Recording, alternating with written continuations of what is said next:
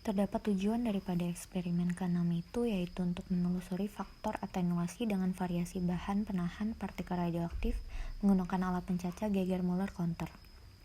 Lalu masuk ke pendahuluan, perangkat Geiger-Müller merupakan instrumen yang digunakan untuk mendeteksi dan mengukur cacar radiasi pengion. Alat detektor ini berbentuk menyerupai tabung yang bagian dalamnya berisi gas golongan 2 bernama SR90 dan di dalamnya terdapat lempeng aluminium yang digunakan sebagai penahan partikel radioaktif. Di antaranya terdapat anoda dan katoda yang dipasang tegangan tinggi. Lalu jika radiasi pengion masuk ke dalam tabung, maka atom akan bereksitasi dan atau ionisasi primer yang membentuk pasangan ion positif dan negatif. Jika tegangan yang dikeluarkan tinggi, maka akan menyebabkan ion positif bergerak ke arah anoda dengan kecepatan yang lebih besar daripada kecepatan ion positif tersebut, sehingga akan menimbulkan pulsa yang akan terbaca oleh detektor. Tinggi pulsa ditentukan oleh jumlah elektron yang dapat mencapai anoda. Terdapat peristiwa avalanche di mana jika tegangan gerak elektron besar dan mampu mengionisasi gas, maka akan menimbulkan pasangan ion sekunder. Ion sekunder ini mampu menghasilkan pasangan ion generasi berikutnya sampai mencapai keadaan jenuh. Alat detektor ini bekerja hingga keadaan jenuh tercapai. Lalu slide berikutnya. Emisi spontan dari zat radioaktif akan memancarkan sinyal alfa, beta, gamma, di mana pada sinar ketiga sinar itu terdapat daya tembus yang berbeda. Dengan sinar gamma menempati kekuatan tembus yang paling kuat dan sinar alfa menempati kekuatan tembus yang paling lemah. Apabila seberkas sinar radioaktif dengan intensitas diarahkan pada material yang tebalnya X, maka intensitas sinar radioaktif setelah keluar dari material menjadi berkurang. Hal ini disebabkan oleh penyerapan sebagian radioaktif oleh bahan ketika sinar radioaktif dilewatkan. Lalu berkurang intensitas sebanding dengan tebal bahan yang diturunkan melalui persamaan berikut.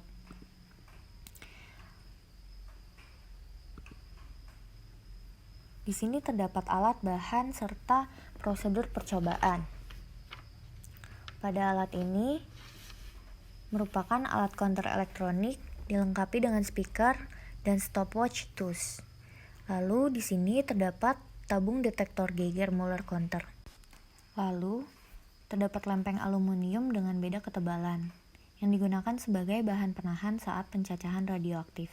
Eksperimen ini dilakukan dengan meletakkan alat detektor atau Geiger-Müller counter pada dudukan tempat pengamatan tepat segaris lurus dengan wadah bahan radioaktif yang akan digunakan.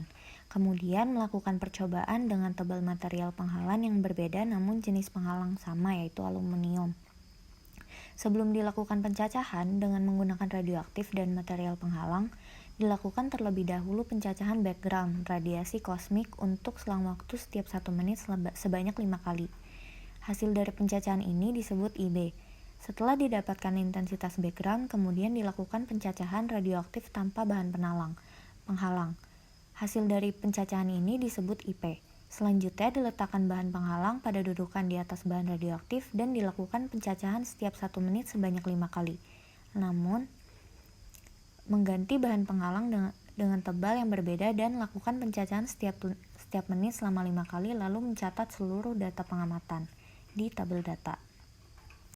Di slide ini menunjukkan tabel hasil pengamatan.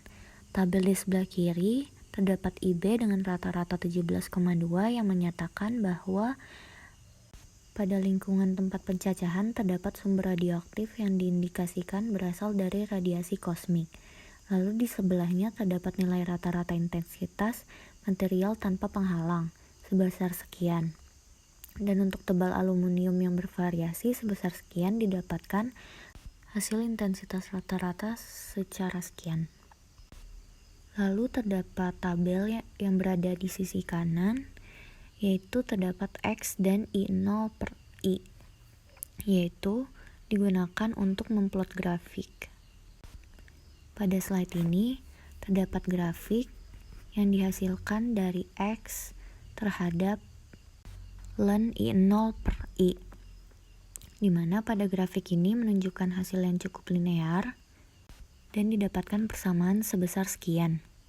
Pada persamaan ini digunakan untuk menentukan faktor atenuasi. Dan dari sini membuktikan bahwa semakin tebal material atau logam, maka intensitas yang didapatkan semakin menurun. Namun terdapat pula kesalahan presisi sebesar 0,44%, yang bisa jadi disebabkan oleh faktor kemungkinan terjadi fluktuasi dari sumber radiasi.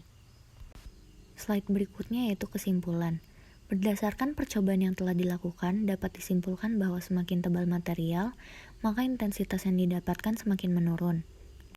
Dan didapatkan faktor atenuasi sebesar 266,82 per M, dan didapatkan kesalahan presisi sebesar 0,44% yang bisa disebabkan oleh faktor kemungkinan terjadi fluktuasi dari sumber radiasi SF.